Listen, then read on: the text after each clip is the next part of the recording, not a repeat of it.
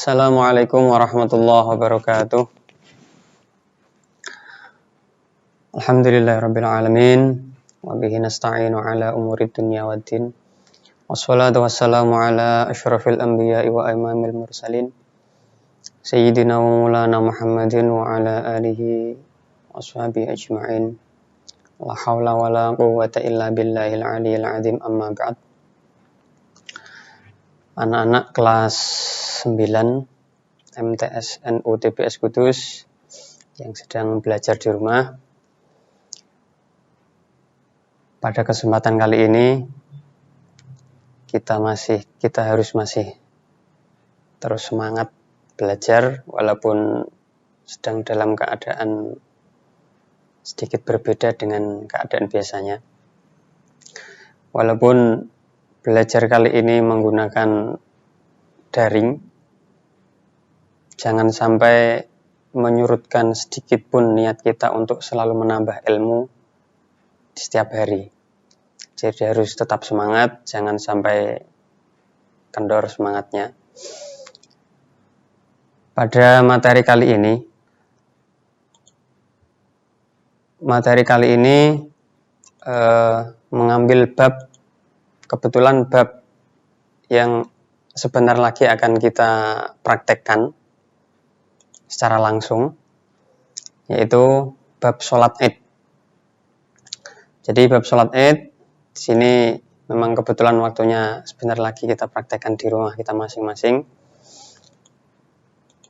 Langsung saja, sholat Id. Jadi hukum sholat Id yaitu sunnah mu'akkadah. Sunnah mu'akkadah itu sunnah atau perintah yang sangat dianjurkan. Bukan sekadar perintah saja, tapi ada tambahan sangat dianjurkan. Ini dalam mazhab Syafi'iyah mengambil hukum sholat Id adalah sunnah mu'akkadah. Akan tetapi dalam kitab Hasyatan, di situ diterangkan ada yang berpendapat kalau sholat Id di situ hukumnya fardu kifayah. Ini pendapat yang sedikit ekstrim. Jadi ketika pada suatu daerah tidak ada yang melakukan sholat Id sama sekali, maka semuanya harus dibunuh. Ini sangat ekstrim sekali ini. Jadi mungkin di daerah kita tidak berlaku. Jadi itu hukumnya. Kemudian yang kedua, sholat Id ini disyariatkan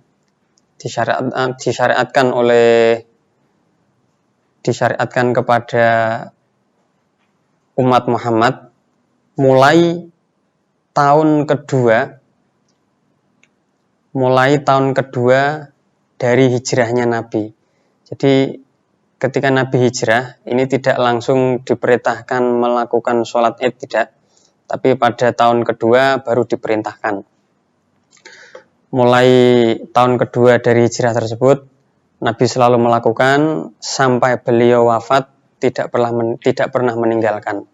Yang kemudian dilanjutkan para sahabat, para tabi'in, sampai tabi'in, kemudian sampailah kepada kita. Itu sejarah tentang syariatnya sholat Id. Secara umum, sholat Id tidak ada perbedaan dengan sholat-sholat yang lain. Sholat maktubah, sholat sunnah-sunnah yang lain tidak ada perbedaan. Baik itu syarat pelaksanaan, rukun-rukunnya, ataupun perkara yang bisa membatalkan, ini tidak ada perbedaan. Akan tetapi ada sedikit teknis yang berbeda, namun teknis tersebut hanya berstatus sunnah, tidak sampai mempengaruhi tentang keabsahan sholat Id tersebut. Kemudian waktu pelaksanaan sholat Id. Jadi waktu pelaksanaan sholat Id dimulai sejak matahari terbit. Jadi terbit dari arah timur, walaupun terbitnya belum sempurna. Jadi misal terbit baru seperempat atau baru separuh, di situ sudah masuk waktu sholat id. Jadi sudah boleh melakukan sholat id sampai zawal, sampai masuk waktu zuhur. Jadi mulai terbit matahari sampai zawal, inilah waktu pelaksanaan sholat id. Jadi misal kita melakukan sholat id jam 9 pagi, jam 10, jam 11 boleh, asalkan waktunya belum zawal, waktunya belum habis. Situ. Akan tetapi di antara waktu tadi ada waktu yang dianjurkan, ada waktu yang disunahkan untuk pelaksanaannya, yaitu ketika matahari kira-kira sudah setinggi tombak. Jadi misal kita mendirikan tongkat setinggi 1 meter di tanah lapang, kemudian bayang-bayang tongkat tersebut sudah ada 1 meter, maka disitulah waktu disunahkan melakukan sholat id. Jadi ini kalau dikira-kira jam, mungkin antara jam 6 sampai jam setengah 7, itu perkiraan. Kalau lebih tepatnya bisa dipraktekkan, kita mendirikan tongkat, dilihat bayang-bayangnya, kalau sudah sama antara tongkat yang didirikan dan bayang-bayangnya, maka disitulah waktu yang disunahkan untuk melakukan sholat id. Jadi ketika kita melakukan sholat id, khususnya Idul Adha, di situ lebih dianjurkan mengawalkan waktu. Jadi sedikit mengawalkan waktu yang tujuannya untuk memberi kesempatan kepada masyarakat yang ingin berkorban.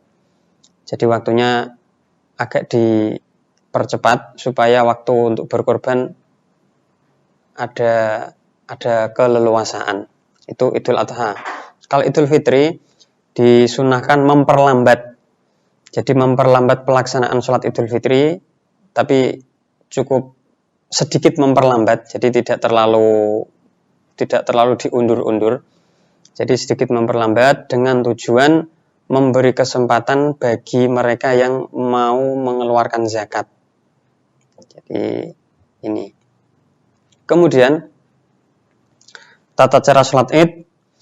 Sholat id dilaksanakan sebanyak 2 rakaat secara berjamaah ataupun secara munfarid.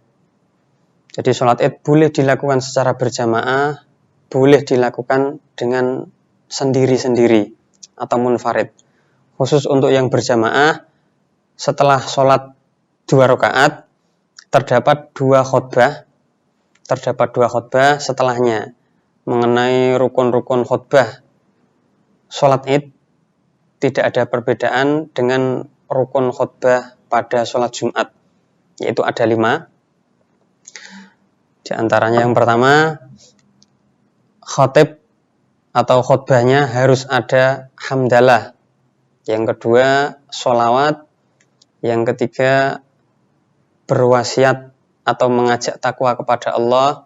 Yang keempat, membaca ayat Al-Quran pada salah satu khutbah.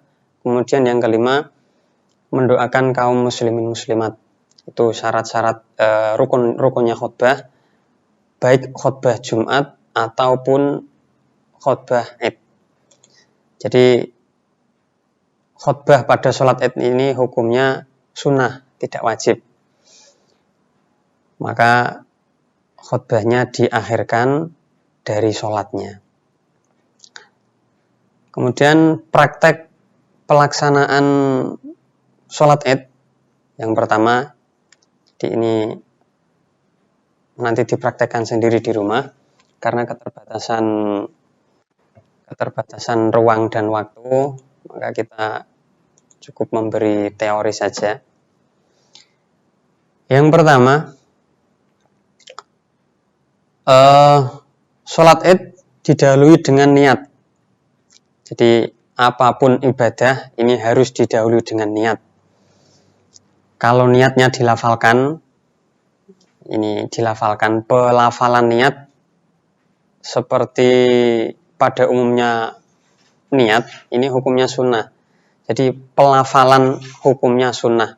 Yang wajib yaitu menghadirkan niat dalam hati, atau bahasa Jawanya kerentek dalam hati, itu yang wajib. Jadi kalau niatnya dilafalkan, usolli sunnatal idil fitri rok'ataini, kalau misal jadi makmum ya makmuman lillahi ta'ala, kalau jadi imam imaman lillahi ta'ala. Kemudian takbir ya, setelah niat takbiratul ihram, setelah pelafalan niat takbiratul ihram. Takbiratul ihram ketika mengangkat tangan, niat yang ada di dalam hati ini harus dibarengkan dengan takbiratul ihramnya. Ketika takbiratul ihram sebagaimana sholat biasanya, jadi sholat maktubah ataupun sholat id di sini mengenai niat tidak ada bedanya. Walau ada baik itu pelafalan ataupun kerentek di dalam hati, ini tidak ada bedanya, artinya harus bebarengan dengan takbiratul ihram. Tidak boleh niatnya dahulu nanti takbirnya belakangan, atau takbirnya dulu niatnya belakangan, ini tidak bisa. Untuk teknis pelaksanaan sholat id tersebut, nah ini sudah mulai terlihat perbedaannya, yaitu setelah takbiratul ihram pada rakaat pertama disunahkan, setelah takbiratul ihram pada rakaat pertama disunahkan menambahi takbir sebanyak 7 kali. Jadi takbiratul ihram, sholli sunnatal idil fitri rakaataini makmuman atau imaman lillahi ta'ala, Allahu Akbar. Ketika takbiratul ihram, jangan lupa hatinya harus ada kerentek niat melakukan sholat id. Setelah takbiratul ihram, membaca iftitah, kemudian ditambah lagi takbir sebanyak 7 kali. Allahu Akbar, Allahu Akbar, Allahu Akbar, seterusnya sampai 7 kali. Kemudian ada kesunahan lagi di sela-sela takbir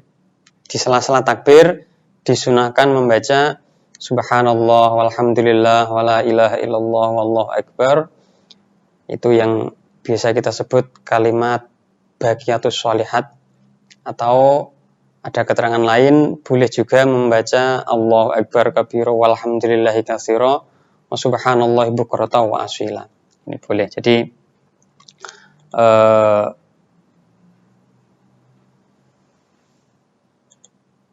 itu untuk menambah pahala, supaya di sela-sela takbir kita tidak hanya diam, bisa membaca kalimat-kalimat tadi. Ada 2, yang pertama tadi baqiyatus sholihat atau subhanallah walhamdulillah wala ilaha illallah wallahu akbar, atau Allahu Akbar kabira walhamdulillahi katsira wa subhanallahi bukratan wa asila. Itu takbiratul ihram ditambah 7 kali takbir tambahan. Jadi 7 kali takbir di sini tidak termasuk takbiratul ihram. Jadi pada rakaat pertama tambahan 7 kali takbir tidak termasuk takbiratul ihram. Jadi kalau takbiratul ihramnya dihitung, jumlahnya berarti menjadi 8 kali takbir. Kemudian yang ketiga, selanjutnya setelah takbiratul ihram kita membaca surat Al-Fatihah. Jadi tadi urutannya takbiratul ihram, doa iftitah, kemudian takbir 7 kali yang disela-selai dengan kalimat-kalimat baqiyatus sholihat tadi. Kemudian setelah itu baru kita membaca surat Al-Fatihah. Membaca surat Al-Fatihah, setelah surat Al-Fatihah selesai, kesunahan membaca surat Al-A'la. Jadi sabihis rabbikal a'la alladzi khalaqa fasawwa dan seterusnya. itu pada rakaat pertama setelah membaca Al-Fatihah.